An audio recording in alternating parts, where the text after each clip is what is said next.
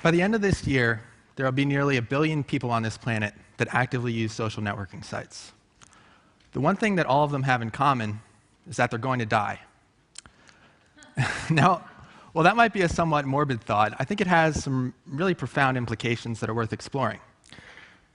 Now, what first got me thinking about this was a blog post authored earlier this year by Derek K. Miller, who was a science and technology journalist who died of cancer. And what Miller did was have his family and friends write a post that went out shortly after he died. Here's what he wrote in starting that out. He said, "Here it is. I'm dead, and this is my last post to my blog. In advance, I ask that once my body finally shut down from the punishments of my cancer, then my family and friends publish this prepared message I wrote, the first part of the process of turning this from an active website to an archive." Now, while as a journalist, Miller's archive may have been better written and more carefully curated than most, the fact of the matter is that all of us today are creating an archive that's something completely different than anything that's been created by any previous generation. Consider a few stats for a moment. Right now, there are 48 hours of video being uploaded to YouTube every single minute. There are 200 million tweets being posted every day. And the average Facebook user is creating 90 pieces of content each month. So when you think about your parents or your grandparents, at best they may have created some photos or home videos or a diary that lives in a box somewhere. But today we're all creating this incredibly rich digital archive that's going to live in the cloud indefinitely, years after we're gone. And I think that's going to create some incredibly intriguing opportunities for technologists. Now, to be clear, I'm a journalist and not a technologist, so what I'd like to do briefly is paint a picture of what the present and the future are going to look like. Now, we're already seeing some services that are designed to let us decide what happens to our online profiles and our social media accounts after we die. One of them, actually fittingly enough, found me when I checked into a deli at a restaurant in New York on Foursquare. Hello? Adam, Yeah.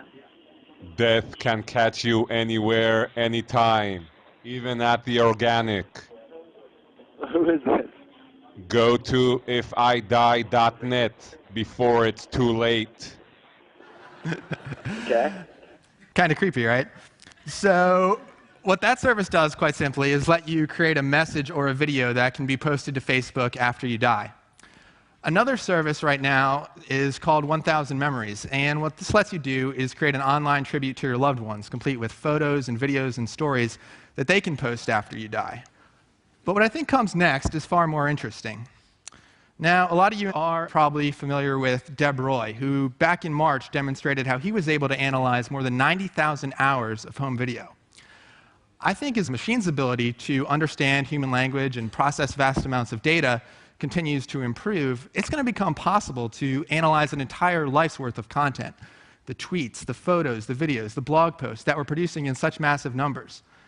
And I think as that happens, it's going to become possible for our digital personas to continue to interact in the real world long after we're gone, thanks to the vastness of the amount of content we're creating and technology's ability to make sense of it all. Now, we're already starting to see some experiments here. One service called My Next Tweet analyzes your entire Twitter stream, everything you've posted onto Twitter, to make some predictions as to what you might say next. Well, right now, as you can see, the results can be somewhat comical. You can imagine what something like this might look like 5, 10, or 20 years from now as our technical capabilities improve. Taking it a step further, MIT's Media Lab is working on robots that can interact more like humans. But what if those robots were able to interact based on the unique characteristics of a specific person, based on the hundreds of thousands of pieces of content that that person produces in our lifetime?